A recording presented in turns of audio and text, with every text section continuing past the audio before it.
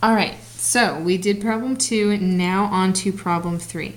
And this is finding the equation through 2 points. We've done this a million times, but if you haven't gotten it so far, it's not too late to learn. You may be wondering, how does Miss Young come up with new ways to torture us every single day? And I actually do it by writing the solution first, oftentimes. So most of these problems look like, find the equation of the line through the points.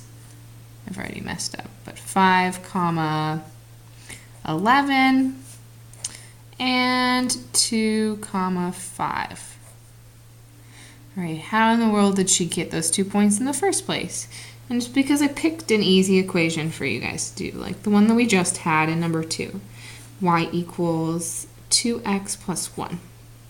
And so how I get these points is I say, we're going to plug in the value. We're going to plug it in, x equals 5. That's where I got the 5 from. I just chose to plug it into here. So you have y equals 2 times 5 plus 1. And you get out 2 times 5 is 10. And then 10 plus 1 is 11. So you get out y equals 11. So that's what you get out of the equation. You plug in 5, you get out 11. That's where 511 comes from. You use the same equation. Y equals 2x plus 1. And you plug in x equals 2 into that x. Y equals 2 times 2 plus 1.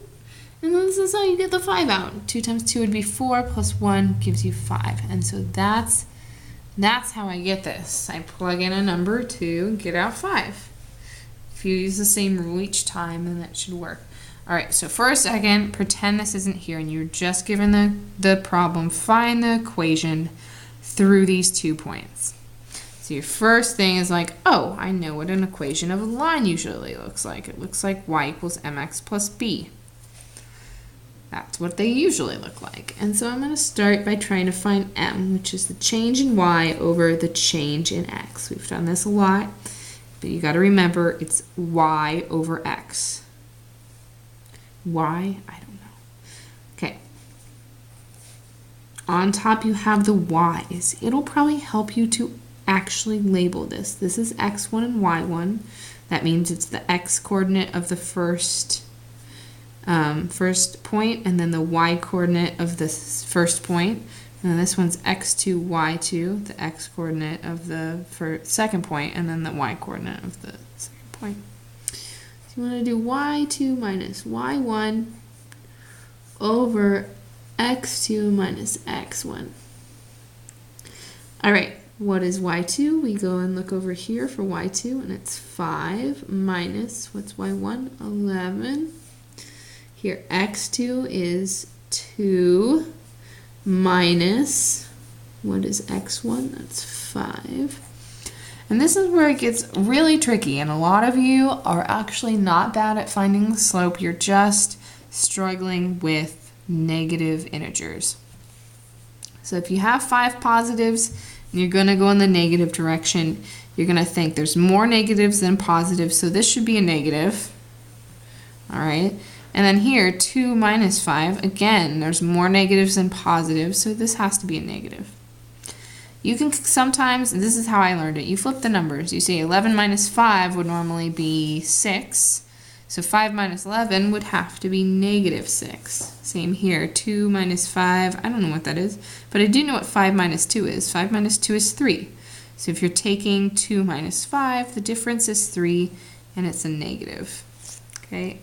If you want to put it in your calculator, and it works for so long, but at some point you do have to learn how to do these. So a negative divided by a negative, it's the opposite of negative, which is a positive, and then 6 divided by 3 is 2. 6 divided by 3 is 2, which is awesome because that's what we were expecting it to be.